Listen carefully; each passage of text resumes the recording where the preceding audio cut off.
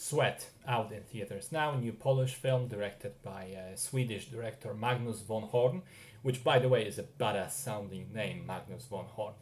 I saw the posters for the film a couple days ago, saw the brief description of it, and then immediately decided that I wasn't that interested. And then I saw Mark Kermode from BBC Radio review it, and I listened to what he had to say about it, and based on his positive impression, I changed my mind. I decided I wanted to see it as well, after all.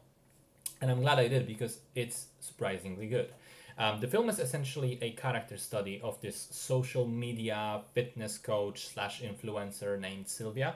She's played by Magdalena Kolesnik. She's got tons of fans that follow her on Instagram, and she feeds into that by broadcasting almost her entire life. As we observe her, she has her phone with her basically all the time, starts streaming for people when she's carrying groceries to her apartment, when she's making a protein shake in her kitchen, when she's unpacking new gear from her sponsors, and so on.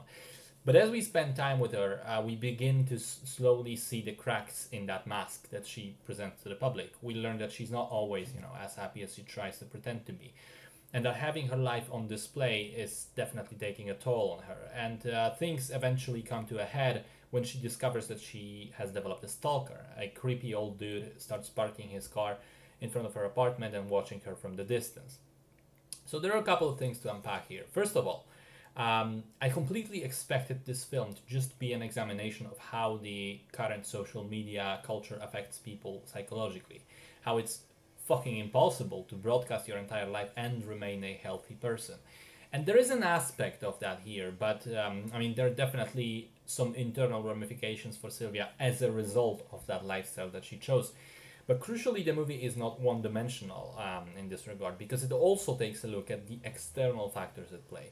The people who react to her, the stalker she develops, her relationship with this co-worker kind of guy, her family, especially her mother. Now, I think it would have been easy to go too far in this direction as well, but I think that the movie manages to walk this line between making Sylvia just a complete victim of her external circumstances, but also showing, on the other hand, that she's also putting a lot of that on herself by her own volition.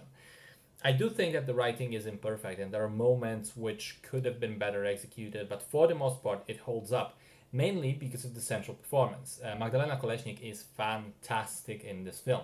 She disappears into the character completely. She is believable both in this public persona as this cheerful, happy girl, and the more personal image of a person who's unsure of herself, who has doubts and problems and fears.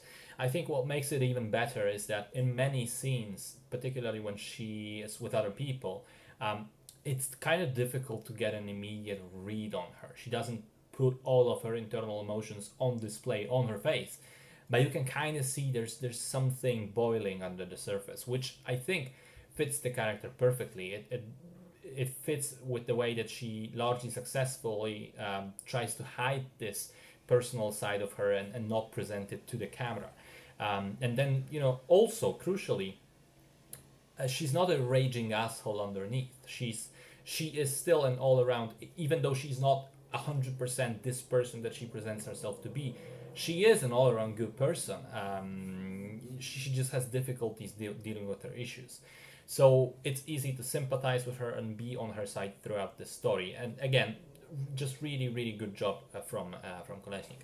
One more thing that I think is interesting about this film is it really drives home how much celebrity culture has changed in the past couple of years, with the advent of social media, of course. See, the opening scene features Sylvia doing this public training fitness session for people at a shopping mall.